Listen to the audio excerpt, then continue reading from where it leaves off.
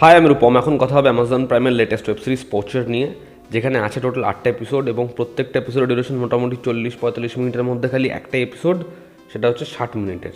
তো কেমন লাগলো এই শোটা?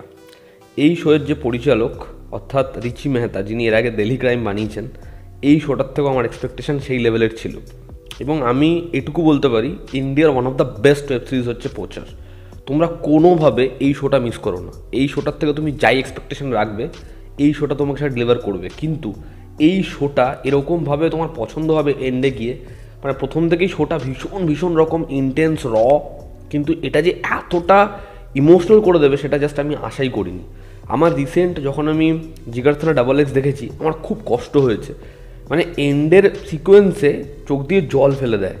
মানে ওই যে হাতিদের যে সিকোয়েন্সটা, ওটার সাথে যেরকম আদিবাসীদের তুলনা করা হয়েছে, সেই জায়গাটা ব্যাপক ছিল। তুমি খালি এই শোটা দেখো, সেটা মানে তার থেকেও আরও ভয়ানকভাবে দেখিয়েছে।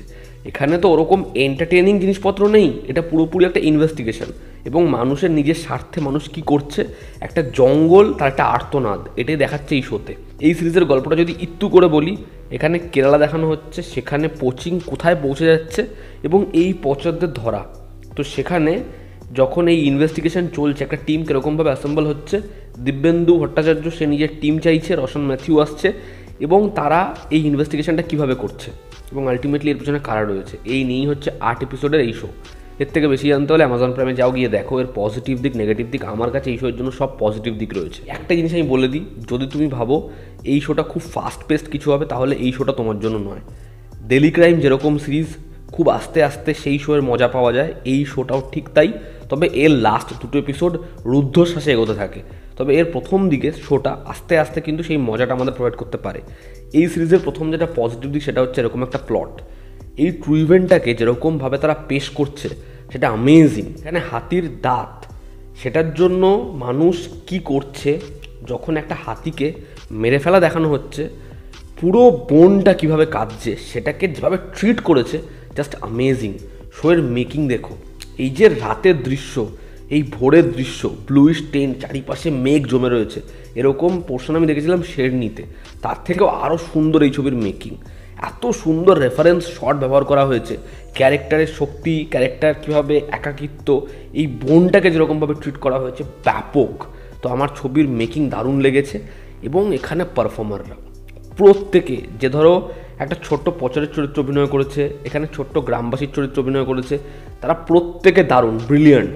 তবে দিব্যেন্দু ভট্টাচার্য এবং এখানে রোশন ম্যাথিউ আমার খুব ভালো লাগে। যে এখানে ওই ফিমেল অফিসারের চরিত্র অভিনয় করে, আমার তার নামটা মনে আসছে না, তার ক্যারেক্টারটাও খুব ভালো।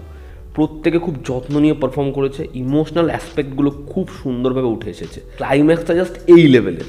এই শোটা বরাবরই খুব ভালো এগোয়, কিন্তু শেষের পোর্শনে গিয়ে শোটা টার্ন নিয়ে নেয়, তোমার মন ছুঁয়ে যাবে। এবং রিসার্চ কাকে বলে এই শোটা দেখিয়েছে। আমি গতকাল আর্টিকেল 370 সময় বলছিলাম যে তারা পুরোপুরি বিষয়টাকে ডকুমেন্টারি করেই যেন বলছে, সেখানে কনভারসেশন। এখানেও তার থেকে হয়তো আরও বেশি তথ্য দিচ্ছে, কিন্তু এই কনভারসেশন মনে হচ্ছে না।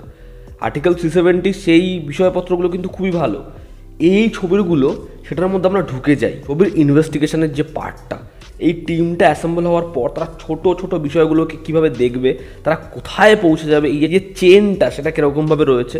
তো এই শোটা একটা মাস্ট ওয়াচ। তোমরা এই শোটা দেখো। এই শোটা কোনোভাবে বোরিং মনে হতে পারে না যদি তুমি প্রচুর পরিমাণে ওয়েব সিরিজ দেখো। কিন্তু যদি তোমার মনে হয় যে এই শোটা বোরিং, তাহলে এই শোটা একদমই তোমার জন্য নয়। কারণ এটাই বললামই, স্লো বার্ন সিরিজ। এটা খুব আস্তে আস্তে গিয়ে একটা টাইমের পরে তোমার সঙ্গে জুড়ে যাবে। জাস্ট এই শোটা কমপ্লিট করো। আমি এই শোয়ের প্রথম একটা এপিসোড দেখবো ভেবেছিলাম, কিন্তু আমি এই শোটা ছেড়ে উঠতে পারিনি। তো এই ছিল আমার রিয়াকশন পোচার নিয়ে। এবং আরও একটা বিষয়, সেটা হচ্ছে এর এক্সিকিউটিভ প্রডিউসার আলিয়া ভাট। তো আলিয়া ভাটের কন্টেন্ট, মানে তার চুজ করা ছবিগুলো রিসেন্ট টাইমসে খুব ভালো হচ্ছে, এবং সে যে এরকম কাজও নিয়ে আসছে, তার জন্য অবশ্যই তাকে অ্যাপ্রিসিয়েট করতে হয়। দেখার এই শোটা কীরকমভাবে আমাদের এখানে ভালোবাসা পায়, বাট আমি বলবো তোমরা এই শোটা অবশ্যই দেখো। তো এই ছিল আজকের ভিডিও। ভালো লেগে থাকলে লাইক করো, শেয়ার করো, সাবস্ক্রাইব করো। আবার দেখা হচ্ছে, জনতা আমাদের পাশে আছে। Love you all, step by, take care.